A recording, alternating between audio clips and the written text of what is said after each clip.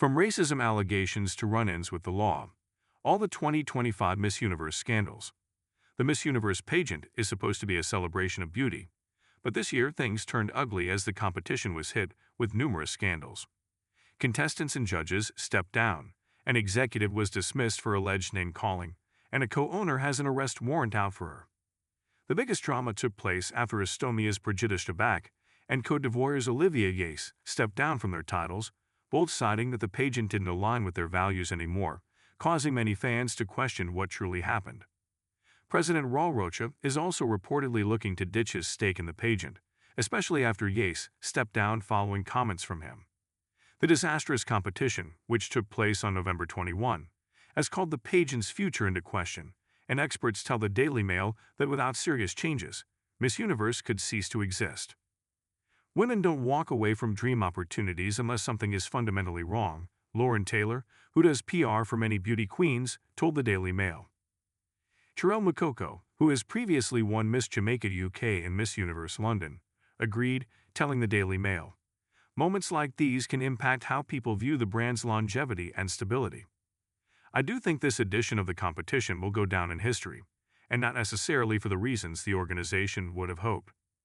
The 2025 Miss Universe pageant has been ridden with scandals after two contestants, including Olivia Yace, far left, stepped down over values and a judge claimed the fierce competition was rigged and racist. Everything started to unravel after executive Naodet Saragrizel reprimanded Miss Mexico, Fatima Bosch, for skipping a sponsor photo shoot while on a live stream. Two contestants stepped down. Schaback was the first to step down, posting the official announcement on her Instagram on November 23. She cited her differences with National Director Natalie Kornacek as her reason for parting. A day later, Yace, who held the title for Miss Universe Africa and Oceania, said she would also be stepping away from her role. She ultimately placed fourth in the competition, and many believe she should have been the winner. "To fully reach my potential, I must remain firmly anchored in my values and guiding principles that pave the way toward excellence," she wrote on Instagram on November 24.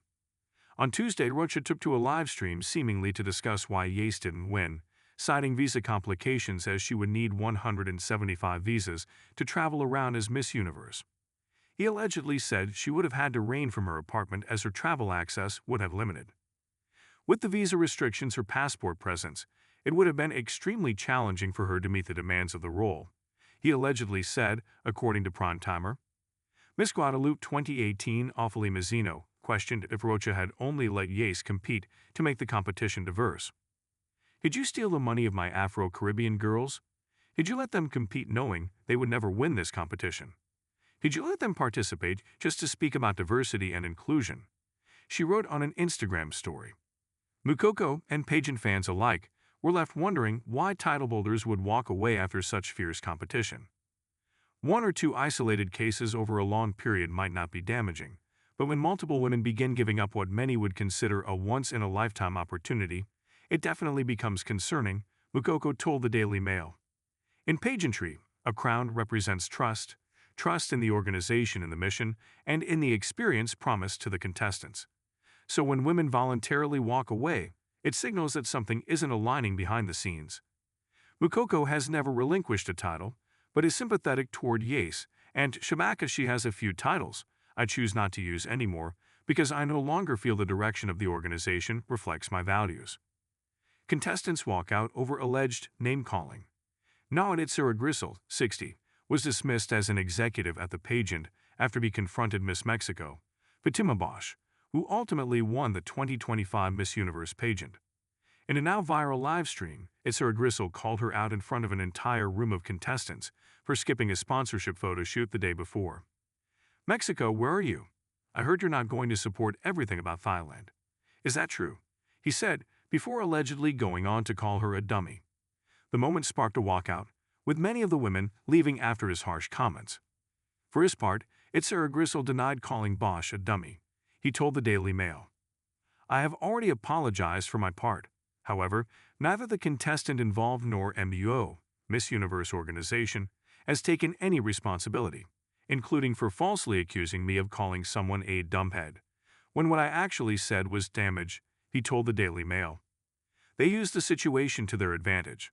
Some individuals, together with certain MUO executives, are trying to use that incident to portray themselves as victims and to claim legitimacy for winning. As for the contestant stepping down, he doesn't believe his role had anything to do with it, saying, "The recent issues arose from MUO, Mr. Raul Rocha, and the contest results that clearly went against global public sentiment." Rocha announced after the incident that Itziar Grisel would be booted from the competition and hit with several sanctions. Two judges stepped down over alleged rigging. Lebanese-French businessman Omar Harfouch and French soccer star Claude Makélélé both stepped down as judges days before the pageant. Makélélé did not provide a reason for his departure. Harfouch, however, claimed Rocha personally asked him a week before the finale and encouraged him not to vote for certain countries, including all African nations, several Asian countries, including Lebanon, and some European nations like Russia, Belarus, and Serbia, claiming they would face difficulties obtaining visas. He wrote on Instagram, "As for me, Omar Harfouch, I consider the exclusion of Miss Côte d'Ivoire Yace from the crown solely because she might face visa issues, and more importantly, because she is African, not only discriminatory, but purely racist." Rocha also added that I should remember that Miss Universe 2025 would be traveling with him on his private jet for the entire year. In a separate post, he claimed Rocha illegally and unjustly eliminated 106 countries from the competition. The Daily Mail has reached out to Miss Universe for comment. Controversial president wants to sell stake.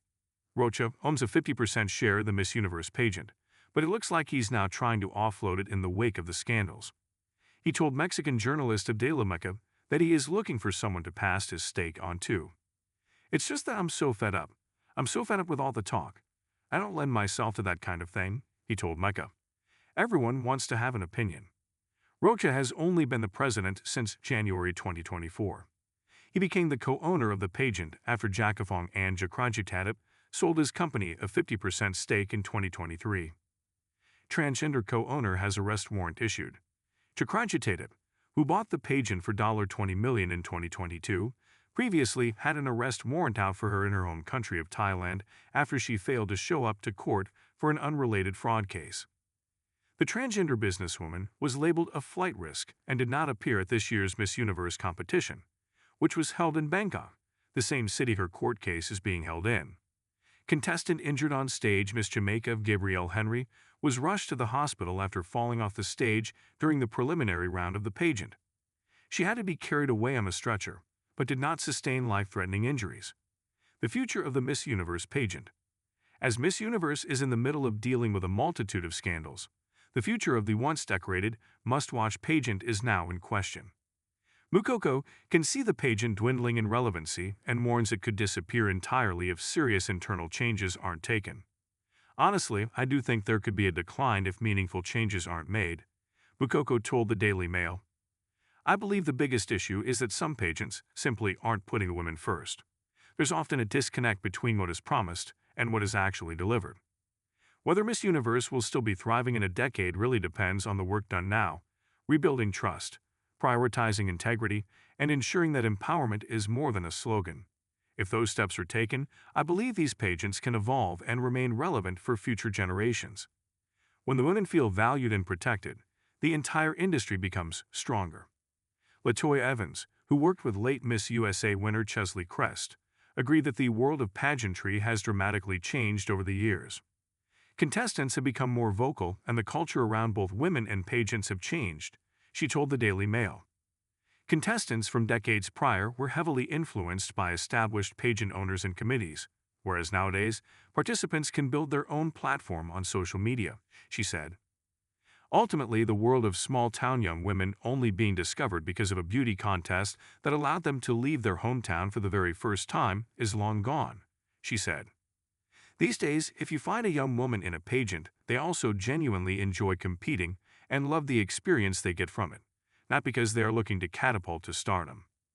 Evans also said contestants are also choosing themselves as they are more aware of the toll it takes to be on top. Taylor agreed, she added, "Pageantry is at a crossroads. It can either double down on outdated practices or rebrand into something that genuinely uplifts women. The contestants are not the problem. The women stepping down are not dramatic or ungrateful. They are signaling to the public that something isn't right."